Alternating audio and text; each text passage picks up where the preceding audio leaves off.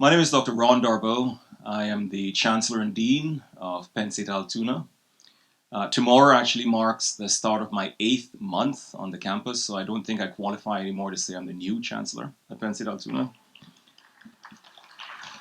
Thank you, thank you. I was saying to the Senator earlier, I'm having the time of my life on this campus, so it's just been great. I'd like to welcome all of you to our beautiful campus and to thank you for taking the time to attend this important town hall focusing on the master plan for older adults in Pennsylvania. Penn State Altoona is very pleased to have been asked to host this event. Penn State, of course, plays a critical role in preparing our next generation of leaders, especially now at the birth of the fourth industrial revolution. But we are also committed to playing our part in preparing our communities to effectively and compassionately care for aging Pennsylvanians, while honoring and leveraging their experience, their expertise, and their wisdom. It is my pleasure to introduce two special guests this afternoon. First, Secretary of Aging, John Cavalich, who brings 24 years of experience in the human services field to his role, where he supports 52 agency aging networks distributed over 67 counties across Pennsylvania in service to over 3.4 adults who are over 60 years of age. As a human services professional, he has been dedicated to ending food insecurity, homelessness, improved access, opportunities for cultural enrichment, and has been a powerful advocate for the rights and independence of older adults. Thank you, Secretary Cavalich, for your efforts. May I also introduce State Senator Judy Ward, who, among her many impactful duties, serves as chair of the Senate Aging and Youth Committee. Senator Ward's list of accomplishments and record of service is far too long to cover in my allotted time, but some notable highlights include representation of the 30th District in the Pennsylvania Senate for almost 5 years. I think November would make it 5 years. 2 terms in the Pennsylvania House of Representatives, serving the 80th District. Interestingly, her training and compassion as a registered nurse have manifested themselves in her authorship of new laws that allow temporary nurse aides hired during the pandemic to receive certification to continue work in the field, to help community-based health centers better meet the needs of patients in underserved areas, and to protect victims of domestic violence. She's also expanded Pennsylvanians' access to mental health services. She leads the fight to require insurance companies to cover medications and treatment for stage 4 metastatic breast cancer, and also expanding fundraising options for local charities dedicated to helping individuals with cancer and those who are differentially abled. And the list goes on and on. Thank you, Senator, for your leadership and compassion. It is now with great pleasure and honor that I welcome Senator Ward to the stage. Thank you.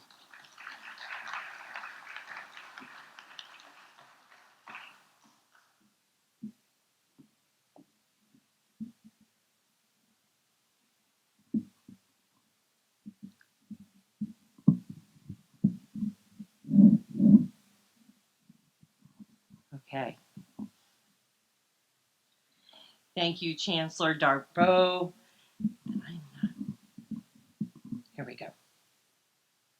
And good afternoon, everyone. I would like to thank Secretary of Aging, Jason Kovulich and Kevin Hancock, Special Advisor to the Secretary, for traveling here today to give an overview of the process of the department that the department will use to develop its master plan on aging and disabilities. The plan will prepare Pennsylvania to meet the needs of its seniors and disabled citizens. In May, both Secretary Kovulich and Kevin Hancock appeared before the Senate Aging and Youth Committee to give members an overview of this process and its goals. That hearing gave committee members an opportunity to make suggestions for goals that they would like to see incorporated in the final plan. I am pleased that the department is planning for the future, given the number of older adults in Pennsylvania. It's important that Pennsylvania take this proactive approach. Our Commonwealth currently ranks among the top 10 states in both total number of older adults and their percentage of the total state population. By 2030, 1/4 of the Pennsylvania's population will be over the age of 65. I'm in that group.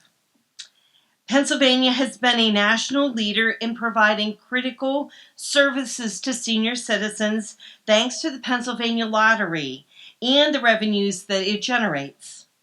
Seniors in Pennsylvania benefit from the free and reduced fare transportation program, the property tax and rent rebate program, and PACE and PACENet. The lottery also provides funds for Pennsylvania's 52 area agencies on aging. These programs provide a vital support to our state senior citizens. They enable our citizens to remain in their communities and age in their homes, which is what overwhelmingly most of them would like. The programs also provide valuable opportunities for seniors to socialize. Studies have consistently shown that for our seniors, maintaining community and family ties are crucial to good mental and physical health. I'm also pleased that this effort will study and analyze the needs of disabled Pennsylvanians of the state's population and the needs of disabled Pennsylvanians. Pennsylvanians with disabilities represent 11% of the state's population in terms of mobility and cognitive challenges, and 7% of the population in regard to independent living. Meeting the needs of these citizens is crucial, particularly as they age. Their caregivers are also aging, which represents an additional challenge. The state's master plan on aging and disabilities can build upon Pennsylvania's tradition of ensuring that every one of its citizens will be able to live with dignity in their communities throughout their lives. I look forward to seeing the final plan, and it will be unveiled in February, and then begin to work with the department on its implementation. I am so pleased to welcome Jason Kovulich, Secretary of the Department of Aging. Jason.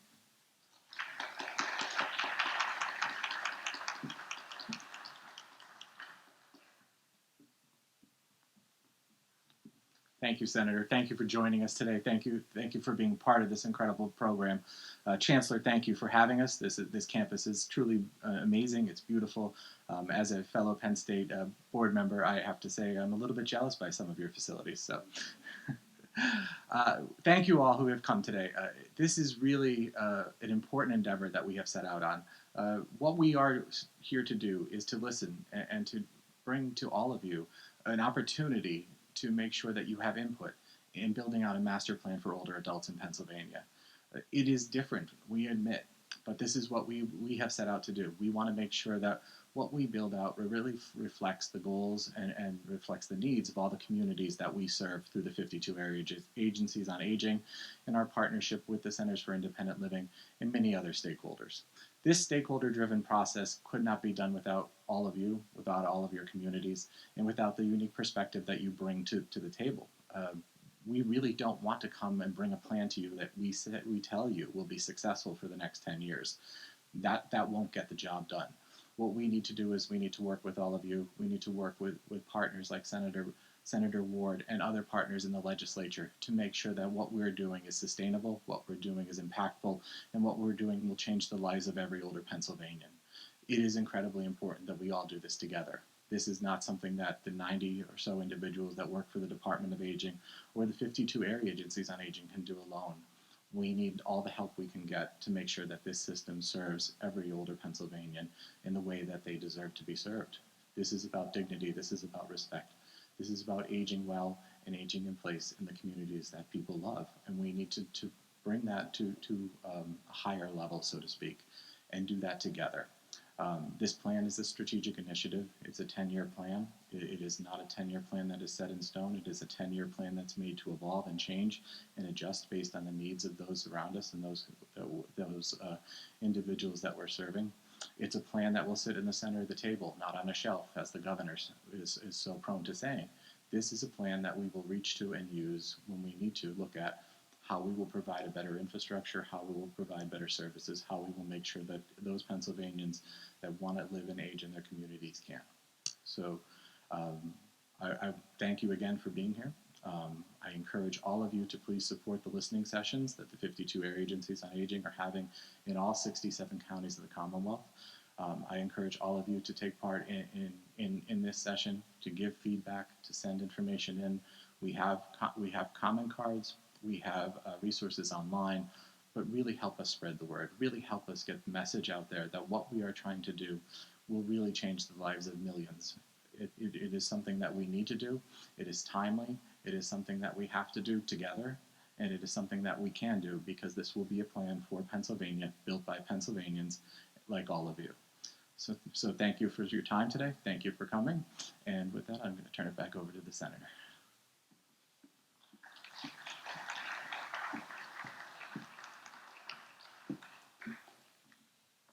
So now you see why every area on aging representative that I spoke with said, we're so thrilled with Secretary Kovulich. We're so excited. It was the easiest confirmation vote I've ever had in the Senate because he is so loved and so appreciated.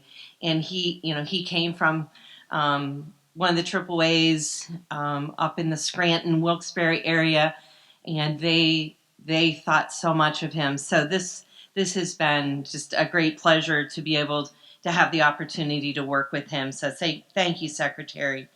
I would like to now welcome Kathy Keith, who is part of the effort to provide services to older adults in our communities. Kathy is the Vice Chair of the Board of Directors of Blair Senior Services, and I'd like to ask Kathy to come up and give us some remarks. Thanks, Kathy.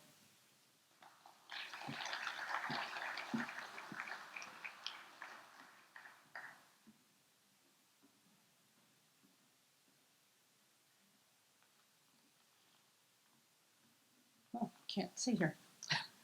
Prior to my retirement 5 years ago, I was a public school administrator.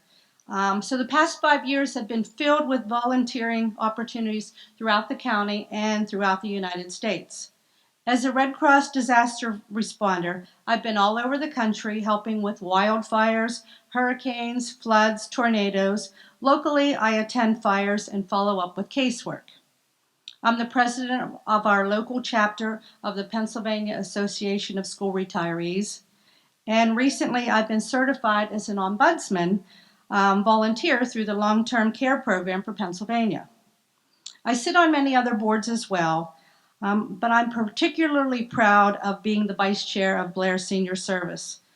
Being a board member, I can see firsthand the supportive programs that we offer to the residents of Blair County.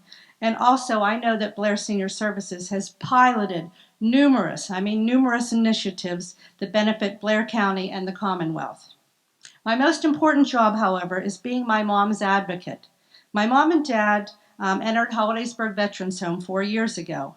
Unfortunately, my dad passed away 2 years ago, but my mom still lives there. So I take a very active role in her care and her activities. Now through the Ombudsman program, I can now be an advocate for older adults throughout the county in personal care and nursing homes. As I said, I retired as a school administrator, and I spent 25 years encouraging, helping, and supporting our future citizens. Now I've switched gears a bit, and I'm now able to help those who have helped me, who have helped us, as they spend their last years. I'm here today as a volunteer from the community, as an older adult who is looking ahead to her future. I take great interest in the long-term plan that you will be working on. I've been in and out of numerous nursing homes and personal care homes, and what I see is a staff who truly care about their residents.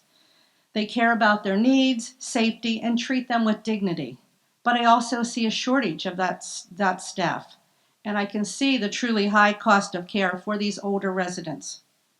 What I see in the future for the needs for the elderly is affordable care. If my dad was not eligible for VA benefits, my mom would not be living in the veterans home. She'd be on Medicaid, and I'm not sure what home she'd be in. I also see affordable housing for adults as an issue. As a Red Cross volunteer caseworker, I help victims of fire find adequate housing after the fire. I see a great need, at least in Altoona and probably the local cities, for housing for those seniors. So I'd like to thank Senator Ward, the Secretary of Aging, for offering this town meeting here in Blair County. As a life resident of central Pennsylvania and for the past 35 years a resident of Altoona, I do have a vested interest in the future of care and the opportunities for our older residents. I'm grateful that you've come to Altoona to garner our input and the opportunity for all of us to be a part of the long-term plan. Thank you so much.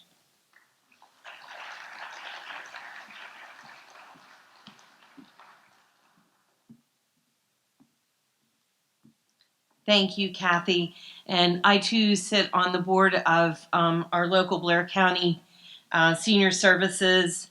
They do such good work, so a personal shout out to Steve Williamson and all the folks at Blair Senior Services for the tremendous job that they do for our folks in the community.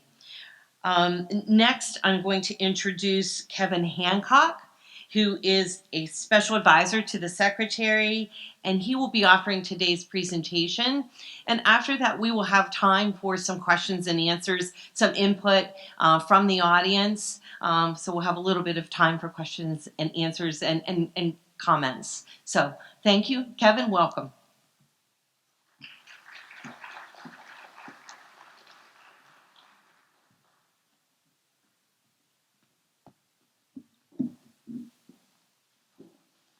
Good afternoon, everybody. After 3.5 years of dodging the bullet, I caught COVID while I was on vacation, and I'm trying to be as conscious as possible. But it's been a while, and it's like you kind of forget what you were supposed to do.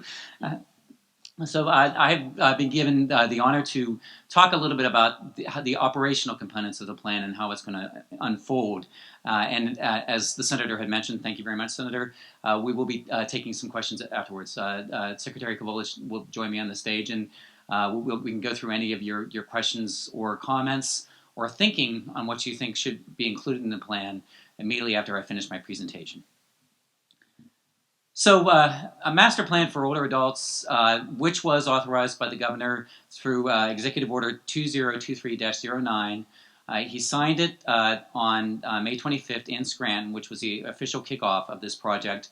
That outlines the responsibility for the State Unit on Aging, which is the Pennsylvania Department of Aging, and other departments and commissions under the governor's jurisdiction and independent state agencies to work together with stakeholders and community-based organizations to develop a comprehensive 10-year strategic plan and strategy that works on addressing barriers and building up capacity for the infrastructure and service system for older adults and older adults with disabilities across the state. This plan has been put in place by 5 other states to date. They include California, Colorado, Massachusetts, Minnesota, and Texas. And 12 states right now have active plans being developed, including Pennsylvania. And they're all really designed to look at and carefully consider what should be improved in the service system to support older adults. It's particularly important for states like Pennsylvania with a pretty dramatically growing older adult demographic. As the Senator had mentioned, Pennsylvania is in the top 10 of states with individuals who are ages 60 and over. And right now we're third in population for individuals age 85 and over. We have a very large existing older adult population, and that older adult population is growing exponentially. It is growing 20 times faster than any of the other demographic segments in the state right now. And by 2030, as the Senator had mentioned, between 25 and 33% of the state, a third of the state, could be age 65 and over. That is pretty dramatic. The argument is that the existing service system and infrastructure that we have in place to support older adults just isn't big enough or adequate enough to be able to support what will be the dramatically growing need. And that is in consideration far beyond healthcare and long-term services and supports, which is often what we talk about when we talk about related to older adults. And it's also incredibly important to talk about. healthcare and long-term services and supports, but that is not the only consideration. And this plan will be looking as comprehensively as possible in what could be done to improve the entire quality of life and the entire system that touches older adults, regardless of what aspect of their life is relevant to the point at hand. In addition to focusing on older adults, and thank you again, Senator, for alluding to this, this plan is also going to be focusing pretty heavily on adults and older adults with disabilities. As this slide shows, 11% of individuals in Pennsylvania have some sort of challenge for mobility, and 11% of the population have some sort of challenge related to cognition. Cognition could take into consideration dementia and Alzheimer's disease, and it also takes into consideration individuals with intellectual disabilities. Pennsylvania has one of the largest expressed populations of individuals with disabilities across the country, and it's often the case that the infrastructure and service system designed to support older adults and individuals with disabilities is not really adequate. A lot of the individuals in the disability community would argue that in many cases that infrastructure doesn't even meet the requirements of the Americans with Disabilities Act, which was signed into law in 1991. So we have a lot of opportunity for improving the service system for older adults and older adults with disabilities, and we think that if we focus heavily on building out that service system and infrastructure for individuals with disabilities, we're going to be improving the service system and infrastructure for everybody, regardless of age. Because if we improve the quality of life for individuals with disabilities, we present an opportunity to improve all of our quality of life. And how that is particularly important relates to the aging demographic we have in Pennsylvania. There is a great deal of intersectionality between older adults and adults with disabilities, and it's progressive intersectionality. This is one population where it's fairly safe to say, if we're lucky, we may become an individual with disability as we get older. Individuals age 65 and over, about a quarter of individuals age 65 and over identify as having a disability, and that number progresses to almost half of the population by the time individuals get to be 75 years of age and older. So considering opportunities for addressing disabilities and progressive disabilities as individuals get older is particularly important, and it's an absolute front and center consideration for this plan. In addition to focusing on older adults and adults with disabilities, we will be framing how we're going to be engaging with stakeholders and what they would like to see included in the plan. We are going to be framing the questions without any preconceived notion as to what should be included. So this planning process will not include, and at some point while I'm giving this presentation, I'm likely going to lose my voice. I apologize in advance.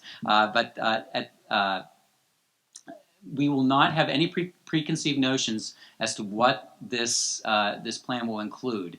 All of the goals, objectives, and initiatives that will be coming out of this plan will be driven from stakeholders. So stakeholders will be articulating what's going to be included in this plan, and that's primarily older adults with disabilities, their caregivers, and their care partners, as well as anybody else who wishes to contribute to this plan. But we will be framing that engagement for stakeholders with these 5 core tenets and with areas of focus for livability in communities, which was developed by the World Health Organization and framed for the United States by AARP. The 5 core tenets are listed here, and they include transparency and inclusion. Transparency and inclusion means that any stakeholder who has an interest and a voice and who wants to be part of this process is more than welcome to contribute their ideas.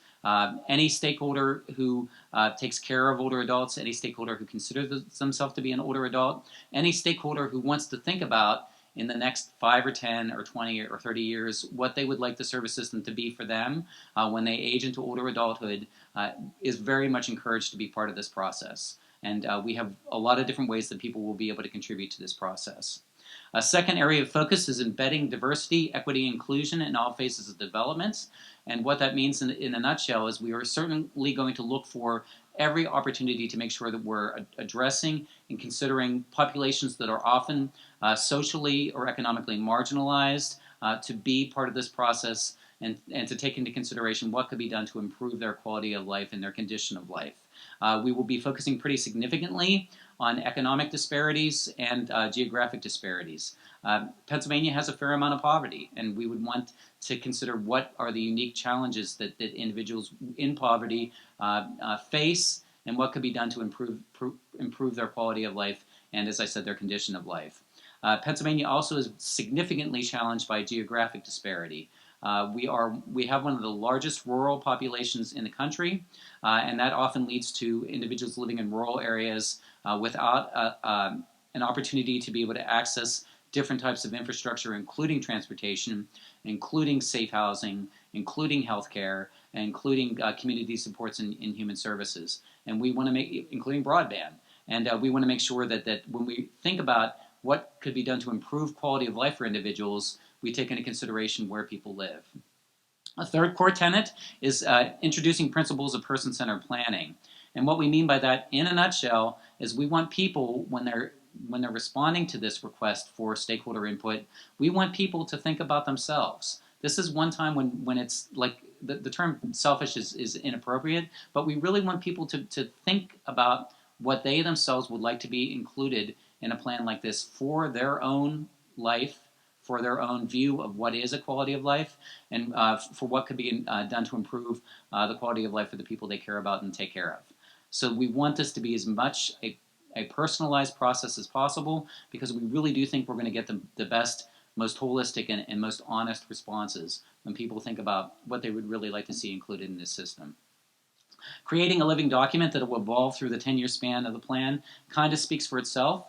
What we mean by that is that we're not going to be including any initiative in this plan that will not include some sort of measurement. Everything that's included in this plan will be measured for success. And the reason why we will be doing that is to make sure that if we need to make changes to this plan, we will make changes to this plan. 10 years is a long time.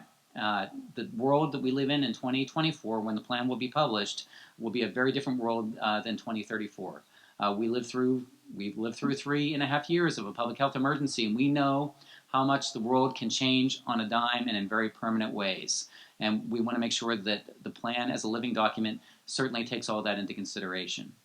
And then last, but certainly not least, we want this plan to take into consideration how we can reframe how we think about, talk about, and value older adults and adults with disabilities. So what that means is, instead of focusing on the vulnerabilities of older adults and older adults with disabilities, which is often the way that older adults are characterized, we want to rethink the reality that there are many older adults who do not want to be characterized as vulnerable. And there are many older adults in this state, probably in this room, who are not vulnerable at all. Older adults really contribute a great deal in so many ways to this state, to our communities, to our culture, to volunteerism, to our economy, and to our own individual lives. That should be celebrated. And what we're hoping to be able to transition from this plan is moving away from the constant view that older adults are individuals who need to be taken care of, and instead celebrate the contributions that older adults have made in their lives, continue to make in their lives, and will continue to make throughout their older adulthood. We in Pennsylvania are absolutely dependent on the contributions and engagement of older adults, and we absolutely want this plan to take that into consideration and to celebrate all of that. So in addition to those 5 core tenets, we're also going to be framing the engagement with these 8 domains for age-friendly communities. As I mentioned, these 8 domains for age-friendly communities, they were developed by the World Health Organization from an international perspective, and they were adapted for the United States by AARP. They include outdoor spaces and buildings, and that could mean parks and recreation. It could mean the ability for older adults to be able to access parks, recreation, sidewalks, etc., and it also takes into consideration the building and the adaptability for older adults to be able to age in place. Transportation kind of speaks for itself, and it kind of doesn't. It takes into consideration every level of transportation, including being a pedestrian, which also would take into consideration the condition of sidewalks for people to be able to move through their communities without risk of fall or injury. also takes into consideration how transportation truly is the gateway to independence. So making sure that transportation is available for people so they're able to age in place and in their communities regardless of where they live and regardless of what type of economic circumstances they live under. Civic participation in employment takes into consideration volunteerism, older adult employment, and if you haven't noticed, we're kind of in an employment crisis related to a full employment economy, and many older adults, especially older adults with very desirable skills, including nursing, are being asked to get back into the workforce if they can. So older adults participating in the workforce will likely be something that's increased over the next 10 years. Also, it takes into consideration the ability for older adults to participate in their communities through voting and through volunteerism. So looking for ways that older adults can continue to contribute at the level they contribute in their communities through whatever engagement they wish to offer. Communication and information is making sure that older adults have the information they need to access the services they wish to access. Respect and social inclusion means a sense of belonging for older adults in whatever community they live in. Social participation is a focus on addressing social isolation and the loneliness that many older adults feel when they are in a position of social isolation. Health services and community supports obviously takes into consideration physical health, behavioral health, and long-term services and supports. And it also takes into consideration what supports people need to be able to age in place and in their communities as safely and with as much health as possible. Housing also kind of speaks for itself, and it kind of doesn't. Every state in the country right now is in some sort of a housing crisis.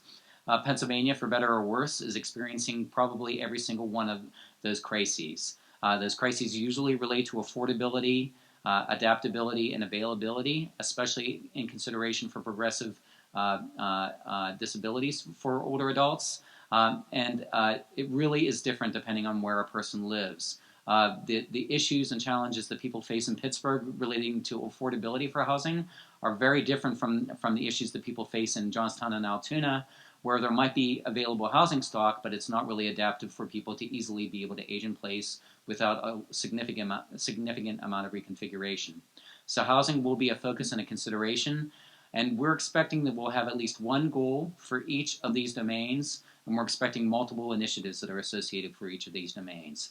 So these domains help frame the type of questions that we're going to be asking stakeholders to consider, but we're really asking stakeholders to really frame out, based on this framework, what they would like to see included and what they think would be the solutions to these problems that they face on a daily basis.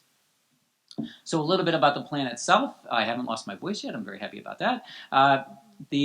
We are currently in the last of the regional kickoff sessions here in Altoona. I know this town very well, and I'm happy to say that it's great. This is the best place in the world to close out these kickoff sessions. Immediately after these kickoff sessions, and actually we've kind of already begun, we will be doing in-person and virtual listening sessions. That's really kind of the meat of the way that we're going to be gathering data and input from stakeholders on what they would like to see included in the plan. The in-person listening sessions will be conducted by every area agency on aging. There will be at least one listening session in every county. That was a goal, but I have to say that goal is being brought to fruition by very engaged and dedicated area agencies on aging across the state. We're expecting around 130 in-person listening sessions. The scheduled listening sessions are already up on the Pennsylvania Department of Aging website, and if you wish to attend one of those listening sessions, would encourage you to do so. The format for those listening sessions will be different than this kickoff. It really will be an exchange between the facilitator and the audience for what they would like to see included in the plan. The virtual listening sessions will be the same format, and they're being conducted for those individuals who are not able to go to a listening session in person. On top of the listening sessions, we've actually already started distributing a survey that is what we're calling a needs assessment. That survey will have two components. The first is a representative random sample that's going to be conducted by our academic partner, the University of Pittsburgh. University of Pittsburgh is going to be doing an outreach to 900 individuals to get sort of a scientific approach as to what they think should be barriers that need to be addressed by the plan and potential goals and objectives that would be included in the plan. And then in addition, that same survey is going to be distributed by community partners across the state in a non-random sample or a non-random distribution. That distribution will be going out to anybody who is willing to complete it. The survey itself will take, for people who are completing it, about 15 to 20 minutes, if that long. In some cases, it'll be shorter, and it will be really focused on those 8 areas of livability, trying to solicit from people what they would like to see included in the plan. In addition to the needs assessment, the virtual sessions, and the in-person listening sessions, we will also be publishing a white paper, which will be a reference document, and that white paper will be available in the Pennsylvania Department of Aging website to provide the background that we're providing today in this listening session. Once we have all that data gathered, and we're planning to continue to collect it throughout this calendar year, and the needs assessment itself, the survey, will be collected all the way until the end of September. We're going to use that data, and we're going to hand it to the steering committee for this project, which is the Pennsylvania Long-Term Care Council. The Pennsylvania Long-Term Care Council will use this information and input from subject matter experts to determine what people would like to see included in the plan. The Long-Term Care Council will frame out the goals, objectives, and initiatives, and they'll also be taking into consideration what the measurements are going to look like. And all of that will be packaged into a plan that will be published on or before February 1st, 2024. So some of the community-based organizations who will be asked to be engaged and have been asked to be engaged in as part of this are listed here. These community-based organizations will be asked not only to provide their contribution, but also in many cases to serve as subject matter experts, because in many cases they really do have a better understanding as to how the goals and objectives from stakeholders need to be articulated to be actionable for the plan itself. In addition to those community-based organizations, every level of government will be engaged as part of this process. That includes county and local governments. County government, as you know, in Pennsylvania, as a commonwealth, truly is often the delivery system for most health and human services, and also they are also heavily engaged with community partners as well. Local government is often the repository for zoning, housing, and transportation-related concerns, and local government partners are going to be very much. Wow. Give that a minute. That sounded like a pretty significant jet. Local government will be local government will be very much engaged in a lot of the infrastructure-related concerns for the plan, and we're going to also ask local government associations to support us as subject matter experts as well. Members of the General Assembly have already been engaged. Thank you, Senator Ward, once again for participating today. Senator Ward is exemplary as a partner in this process. She and her counterpart in the Pennsylvania House very early on in this engagement held hearings talking about what this plan is going to look like, and provided really, really good ideas and great questions for us to consider through this process. And members of the General Assembly staff are also going to be very important as part of this process, not the least of which, in many cases, General Assembly staff serve as navigators, and they often are the repository for individuals who have very complex needs and questions, and that kind of background is very much going to help us articulate what barriers need to be addressed by the plan. Our federal partners have also been heavily engaged to date. They're going to help us provide a lens as to what other states are doing, and also a lens as to what the federal government might be able to do to support Pennsylvania as we begin the process of executing what's included in the plan. And then also, as mentioned, members of the executive branch of state government and independent agencies, including those listed here, which is pretty much every single state agency. We're asking all state agencies under the governor's jurisdiction and many independent agencies and commissions that do older adult programming. And just to be clear, all of these agencies do older adult programming to not only help us catalog what's currently already in place for better coordination, but also to provide subject matter expertise and ideas for what should be included as part of the plan, and also to provide a realistic sort of background for what could be challenging in terms of implementation. So if an idea is brought forth that really is going to be very difficult to execute or just isn't budgetarily impossible to fund, these state agencies, in addition to the General Assembly, will be able to provide us that feedback. We don't want to include anything in this plan that can't be executed. It just doesn't make sense. And we really do need guidance as to what is real and what really isn't going to be realistically brought to fruition. We want to be aspirational, we want to be ambitious, but we also want to be as realistic as possible. So as I mentioned, the plan will be published on or before February 1st, 2024, which will be in time for the governor's second budget address. And it will be ahead of the budget address. The plan will include quick wins, which are tangible objectives that will likely be something brought to fruition within the first year of the plan. It will also include aspirational goals, which may carry the entire life of the plan, as well as mechanisms for accountability and measurements, because it has to be real if it's going to be included in the plan. And the way that you make it real is to make sure that you have some sort of mechanism for measurement and accountability in this process. There's no point in doing this unless we have a mechanism for accountability.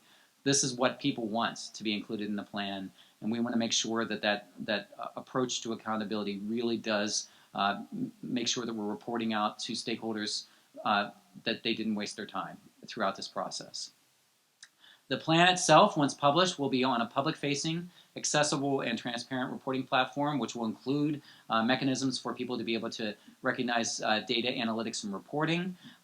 We are going to be borrowing heavily from the platform that California had developed. California really kind of is the gold standard for what these plans will look like, and we're basically going to do what we can to follow their template because they did a really good job. And they also have a data analytics platform that we really are hoping to be able to replicate as much as possible. And we're really putting this out there to make sure that people recognize that this is a living document. It will be changing if there are emergent issues that require the change. And perhaps most importantly, demonstrating that we're doing what we can to be able to meet the wishes of people who are participating as part of this process. And here's the timeline. The official kickoff date, as noted here, was on May 25th in Scranton when Governor Shapiro signed the executive order. Data collection will continue throughout this calendar year for the development of the plan. We're hoping to have a draft plan ready to be published for public comments on November 1st, which is just a couple months away. And we're hoping that the plan will be published on or before February 1st, 2024, with continuous updates and ongoing reporting on plan performance. For individuals who wish to be able to submit comments, you are welcome to do so right now. This slide shows how you can submit comments in writing. We have a web form that's noted here that will take you to a platform on the Department of Aging website. We have a traditional mailing address here and an email address for submitting public comments. And we will make available to this audience the survey. It's very close to being finalized and will likely be in full release by the end of this week. The survey itself, we are encouraging everybody to complete. We're encouraging you to maybe help older adults in your life and individuals with disabilities in your life to complete it as well, or maybe even help them complete it because we really do need this information. It's really the most straightforward and easy way for people to be able to participate in this process, in addition to attending the listening sessions either virtually or in person.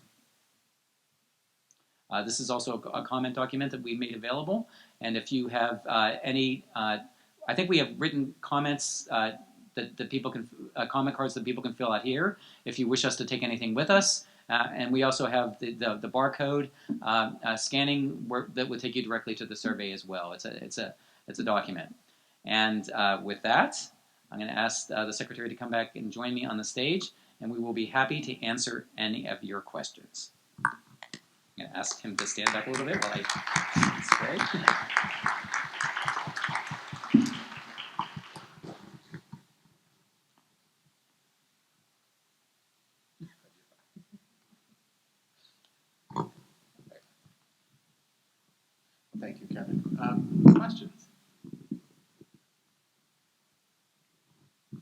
gentleman right Just going to comment on Altoona. Altoona has a lot of facilities for the aging, but your whole program is about is how we make it better for the next 10 years. I've even heard comment that people who live in Florida want to come here to this area of Pennsylvania because there is a lot of programs for the elderly. So in Altoona, for example, is in a city and all the other cities of course change in terms of the power.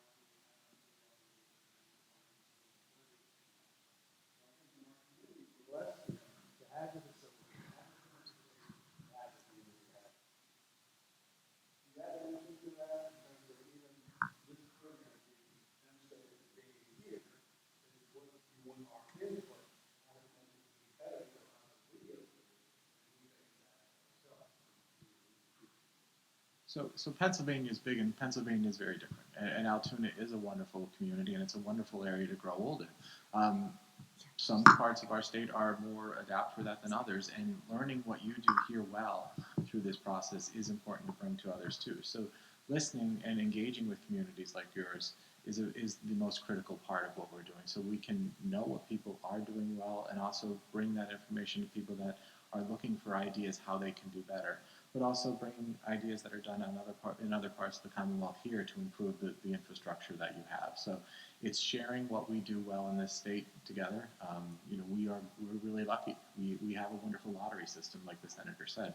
We have incredible leadership, like the senator, and the senator is one of the strongest advocates in the entire state for older Pennsylvanians. And we have representatives like Representative Cooper and Representative Brown that are here with us today, quietly supporting older adults in the initiatives that we are pushing through our department. So I think this is really about working together, learning what you do well here, and in attracting people to come back to the Commonwealth and grow old in the Commonwealth is a critical part of what we're trying to accomplish.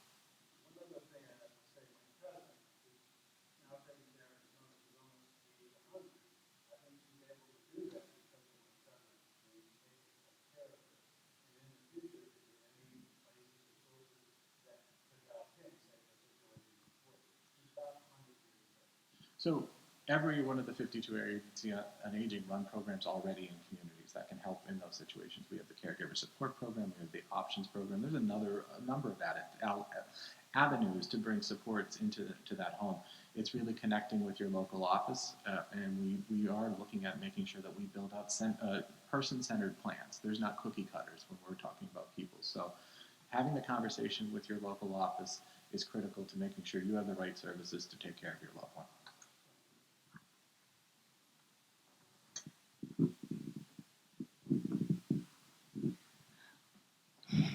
Does this plan include any opportunities for new education for aging agencies? For example, maybe in the area of undue influence.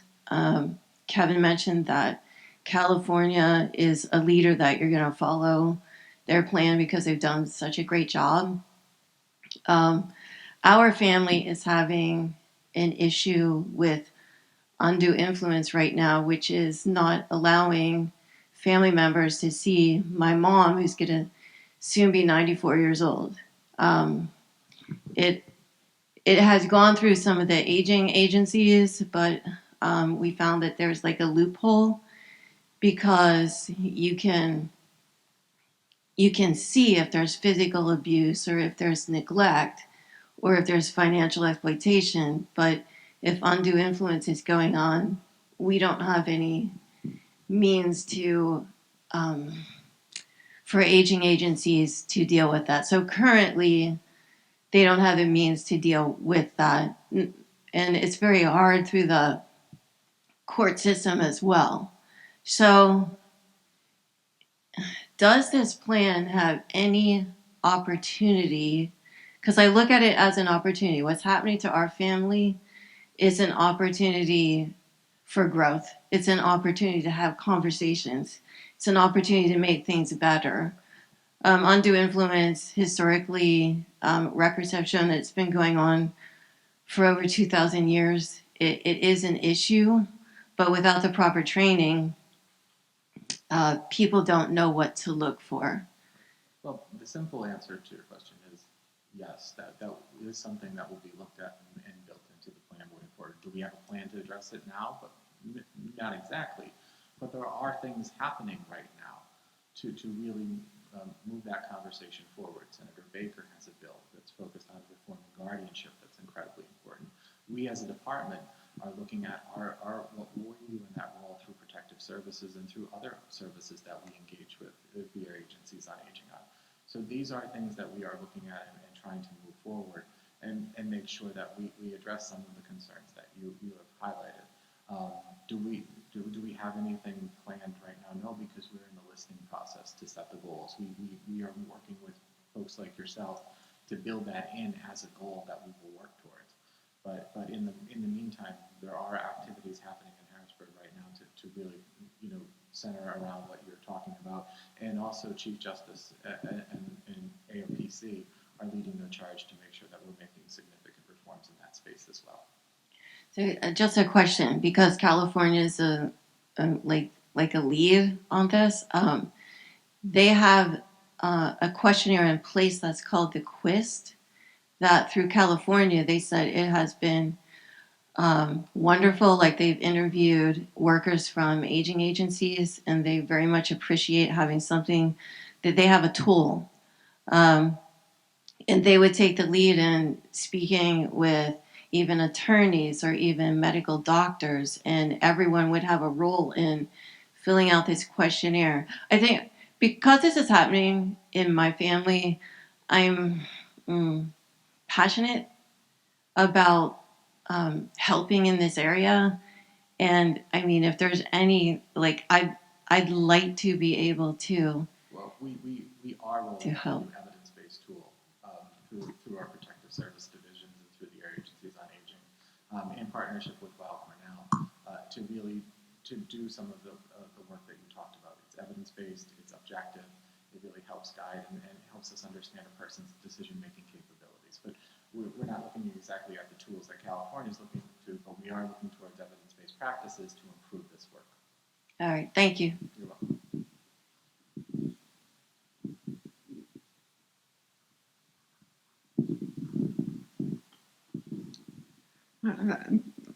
What I see too, which goes along with the previous speaker, is the exploitation of older adults, and which has been increasing every year, particularly the financial exploitation. But as she mentioned, undue influence, and I think the master plan should include a section about protecting older adults, and perhaps mandatory reporting of financial institutions to address this increasing problem. And we all know, because we're all in the same, well, not all of us, but many of us are, working through, who work in the area agencies on aging, trying to address these problems. So I'd like to see, something in the master plan that would acknowledge that increasing, which seems to be increasing, issue of protecting older adults from exploitation and undue influence, and so many things that are affecting them, especially as the economy gets worse, if that seems to get worse. Well, Dale, I think yes, absolutely, protective services will be featured in the plan as we roll it out. And when Kevin described the series of quick wins, I'm not sure if the Older Adult Protective Services Act update that we need will be in the quick wins, but it will definitely be in the wins, because we are actively working to make sure that we do the update, working with P4A and all the 52 area agencies on aging and all the other stakeholders like DHS and banking within the Commonwealth to really form a plan to address some of the concerns, especially around financial exploitation that you described. But they'll all be folded into the plan, we hope, as we move forward. Good afternoon. As a member of the General Assembly, we interact with our constituents daily. And so how is the best way for us to get them to encourage to participate in the plan? I've published it in the paper. We send it out in our newsletters. But there are a lot of older adults who don't use emails. I'm just wondering, are you guys planning to do a mailing to specific individuals in the state, or can you share with us the plan there?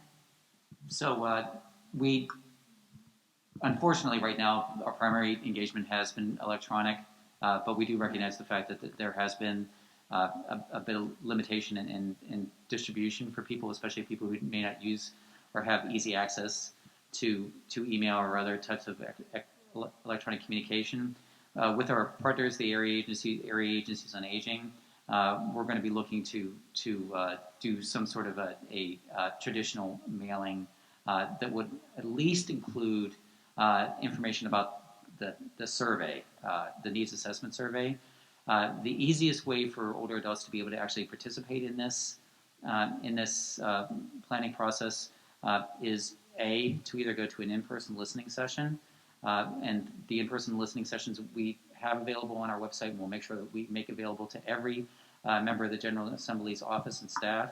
But just making sure that they know where they are and how they would be able to contribute if they were able to attend those sessions in person or attend a virtual listening session.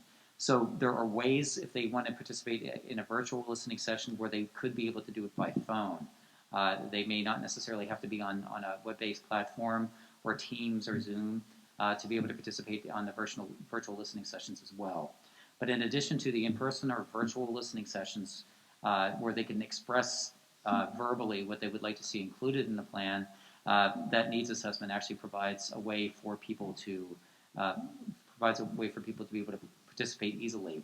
And then the third way is that we have ways that people could actually mail us a letter, and we have received handwritten letters with great ideas for what people would like to see included as part of the plan, and we will definitely make that mailing address available for people to be able to submit comments.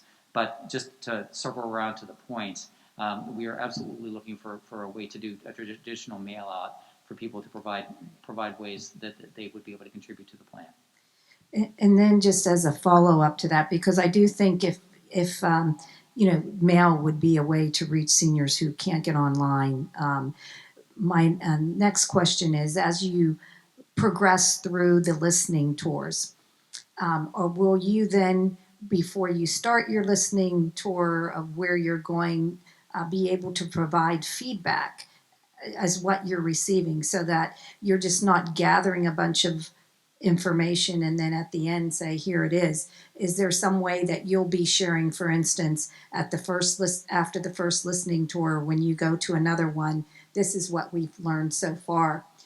Is there a way to that you plan to access what you're getting through the year, so that it's just not a surprise at the end of the year? Because if you go to a listening tour and everybody's saying the top 3 things, there still may be more. Absolutely. So, first of all, that's a great suggestion. What we would like to be able to do is, first of all, from this needs assessment, the survey that we're collecting, we really do want to see what the results are and how they change from the early days of its distribution. And it's also true of the listening sessions.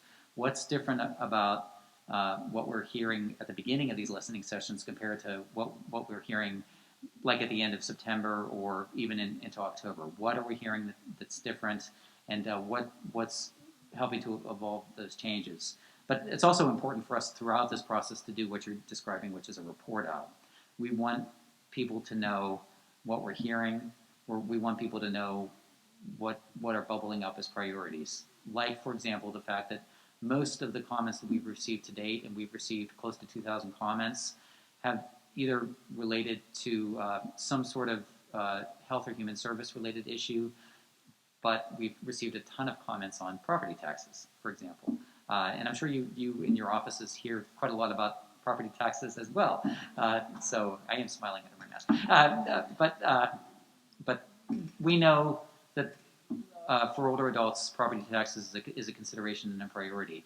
And we know that there's likely going to have some sort of an acknowledgement or consideration throughout. But to your point, we absolutely have to do report outs. If we don't do report outs, then we're not acknowledging the reality that throughout this process there's going to be an evolution, and that evolution will likely be driven by just the exchanges that are taking place with people and how people are evolving in their thinking throughout this process. And that's also kind of the reason why we were encouraging people to think about they could do the survey more than once, because they may, once they complete the survey, or maybe after they hear some of this report out, reconsider what they think really should be the priority. So we're welcoming multiple repetitive feedback throughout this process, largely attributed to the fact that people change their minds.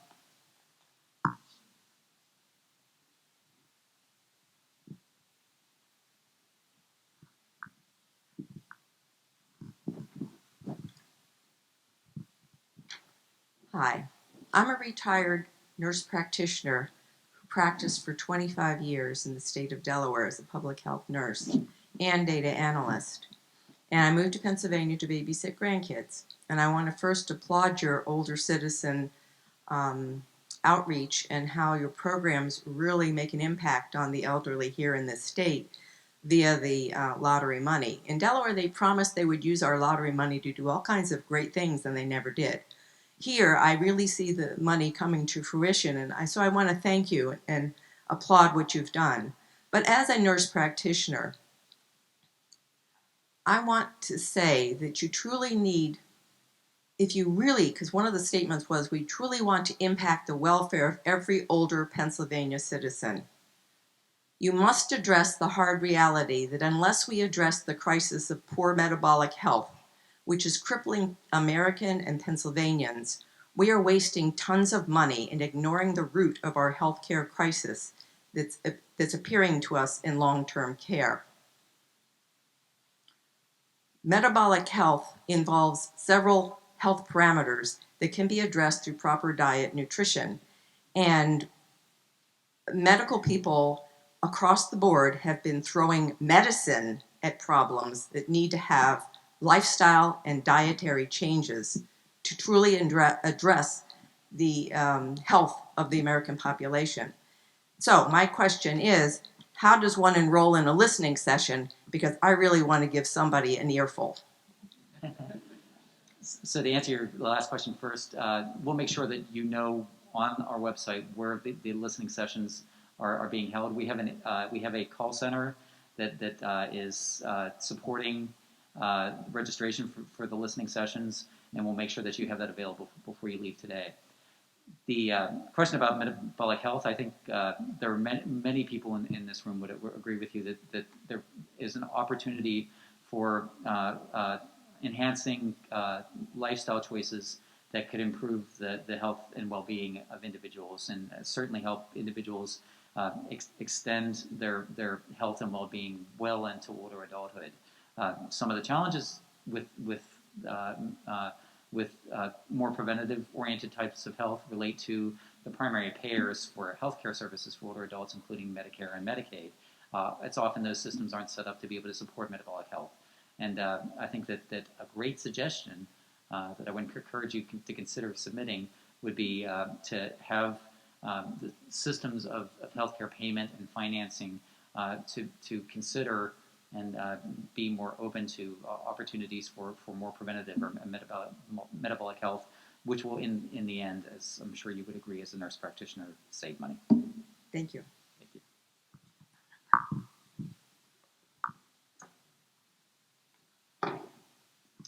Any more questions for us?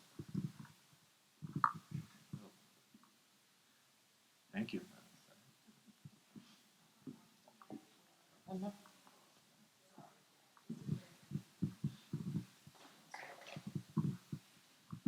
I just want to say thank you so much. This has been really informative. I just had a question. You all had spoken for the plan that there would be some mechanisms for accountability and measurement. Could you speak a little bit more to that? And will there be yearly or bi-yearly evaluations of the plan? So thank you very much for the question. It really depends on the initiative and the measure itself for how frequently it would be reported out. At a minimum, we would want to make sure that we would have updated data on each of the measurements quarterly, which may mean that there may not be any update, but we would want to make sure that it's acknowledged that the measures are reviewed. But we should have some sort of a progress report on the plan, at least on an annual basis. And actually, once again, California has presented a good template for a continuous report out. We would want to have an annual report out on how we're progressing, and also to highlight any needed changes that were identified throughout a year and a time period that reflect addressing new challenges based on emergent events? It's a great question. At least updates at least quarterly, and at least an annual report that demonstrates how well the Commonwealth is progressing against the plan's goals, objectives, and initiatives.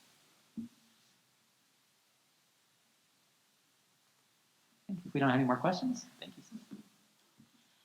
Yes, I would like to offer some thank yous. A special thank you to Chancellor Darbo for his hospitality here, Secretary Kovulich, Kevin Hancock, and I want to thank each and every one of you for taking time out of your busy day to be here to learn more about our older adults. And like I said, I'm going to be one of those very soon, so this is very relevant to me. And I do, once again, appreciate all the AAAs. I see several of them here, the good work they do in each and every community that I represent. I've been so impressed.